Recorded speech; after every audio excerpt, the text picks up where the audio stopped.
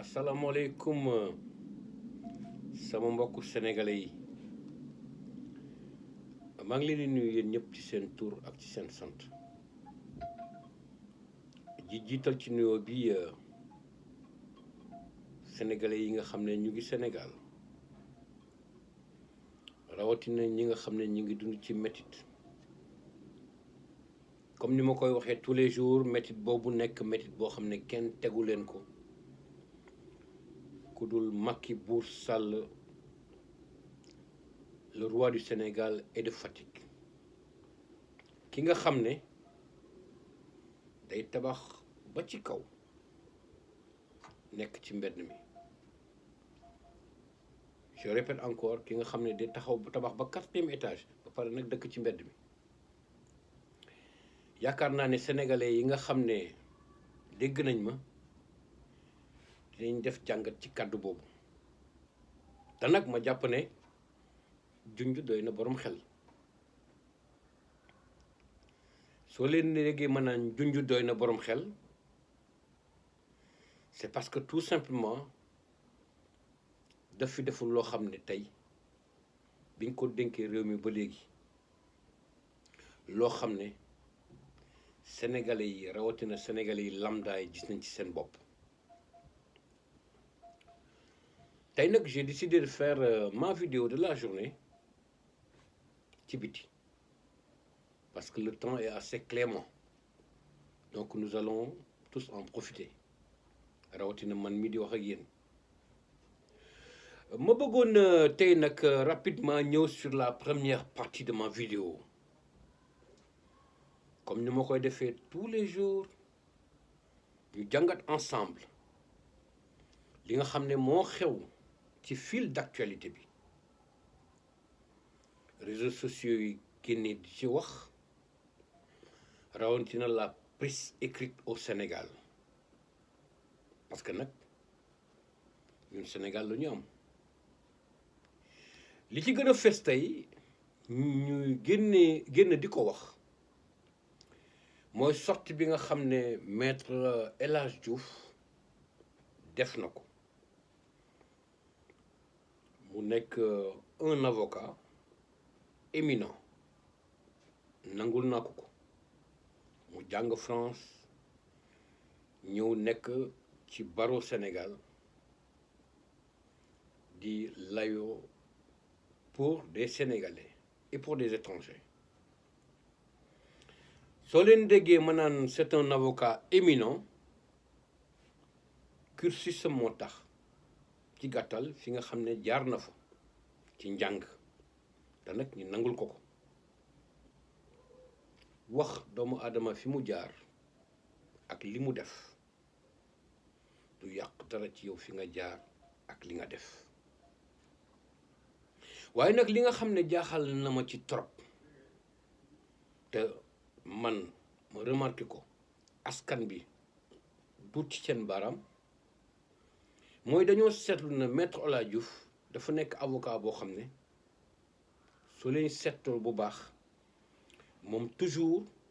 ci ay dossiers yi nga xam ne day def pause ci dossiers yooyu toujours lay bëgg a feeñ ci dossiers yooyu lay bëgg a feeñ ba jaral ko nag muy génn di ci wax loo xam ne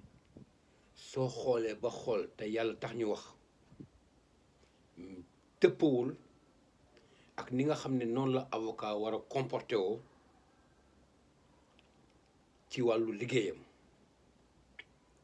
ma bëggoon man en ce qui me concerne interpeller maître Diouf respecté nañ la trop kilifa nga da nga am njaboot da nga am ay doom waaye ngalawaay bàyyi fi jëf boo xam ne ëllëg say doom say jabar ak say mbokk dañ ko tiitaroo soo leen déggee may wax naan dinañ ko tiitaroo c'est parce que nag dama bëggoon nga jàpp yow maître El Hadj Diouf àddina amul kenn ku amul passé su fekkoon ne sénégalais yi amul woon lu ñuy xool gëstu woon ci sa passé xool fi nga jaar ak li nga def balaa ngay doon tey avocat bay plaider au niveau du barreau rawatina à l'international yaakaar naa ne dootoo fi jar dara gis nañ nag nga génn def sortie di wax ci Ousmane Sonko di citer même au-delà de ça ay nit ñoo xam ne ñu ngi liggéey dans les médias mën naa citer le cas de Bouba Ndour pourquoi pas dama bëgg nga jàpp ne Maître El Hadji Diouf je ne suis pas un militant de Pastef mais Olof Ndiaye day faral di wax ne ah yeneen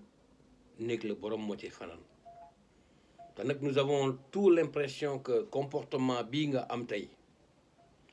du comportement boo xam ne nit kuy yëngatu ci wàllu yoon war na ko am parce que nag ma jàpp ne war nga ci boole élégance éthique ak déontologie te su dul dara sax war nga bàyyi xel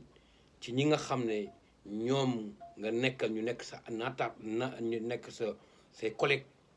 di liggéey dans ce secteur. Je le dis ouvertement, vous ne faites pas la fierté de la justice sénégalaise. Je suis vraiment désolé. Man dama jàpp ne feneen lañ la waroon xaaree fudul fii. Sonko n'est pas un terroriste. pour ñi nga xam ne jàngat nañ li xew xam nañ lu bu baax ne événement yi amoon Sonko a été le déclencheur. Il a été le déclencheur parce que c'est une goutte de trop qui fait déborder la vase.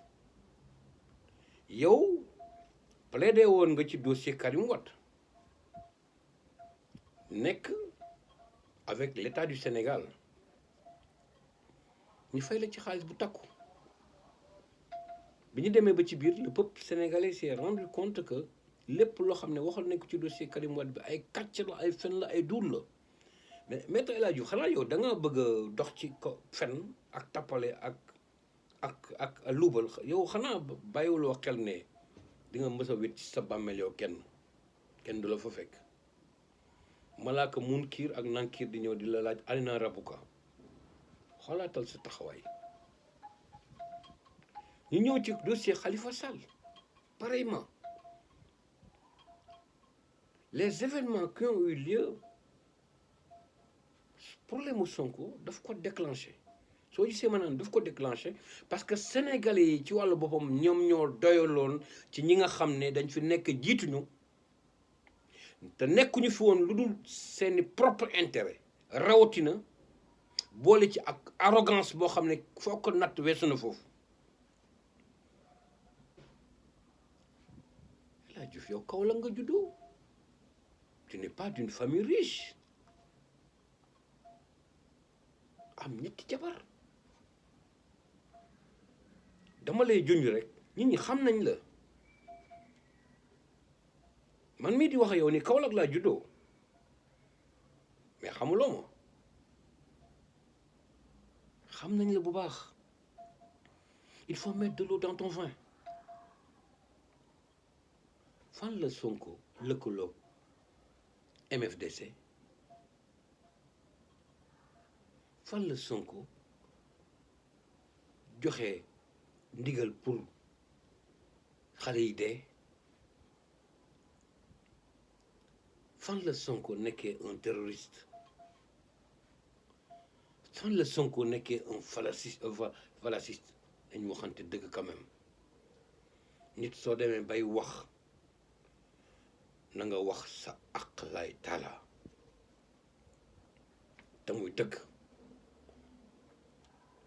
ah dinañ la mës a àtte de te bul jàpp ne nag dangaa war a nekk nit boo xam ne régime bu ñëw nga ànd ak moom ci gàttal ma bëgg loolu fàttali benn fait il y a un certain moment tu te réclamais député du peuple lu tax continuer loo nekk député c'est parce que nit ñi gëmatuñ la ñi mi wóolatuñ la nit ñi xam nañ ne ay ci ay kàcc ngay wér ngay dox voilà pourquoi ils t'ont pas reconduit comme député gis nga député du peuple mooy ki nga xam ne day taxaw amul oto amul per diem amul salaire te nag askan bi tax ko jóg mu ciy dox di ci wax di ci jëf c'est ça un député du peuple loolu laa bëggoon wax tey sur la première partie de ma vidéo sur la deuxième partie ma bëggoon wax tuuti ci sortie bi nga xam ne M2D def na ko mu nekk sortie boo xam ne dama ko rafetlu parce que nag il fallait nécessairement à ce que ñu produire benn mémorandum pour nit ñi xam mbir mi fi mu jóge nu mu demee ak tey lan mooy conclusion yi te muy dëgg parce que l'État sénégalais n'a pas pris le soin depuis bi mu taxawee ne dañuy créer une commission indépendante boo xam ne mooy saytu xool enquête ñi nga xam ne rayoon nañ leen ci événement yi passé ñu situer responsabilité yi ñi nga xam ne war nañ leen teg daan ñi teg leen daan jusqu'au moment où je vous parle kenn waxu ci kenn yàbbiwu ci kenn jëfu ci ñii dañoo def li nga xam ne waroon nañ ko def dañoo nekk ci dëkk boo xam ne nag malheureusement képp kuy dox ci lu baax mu wóor ne ci lii ngay dox dañ ciy dox pour l'intérêt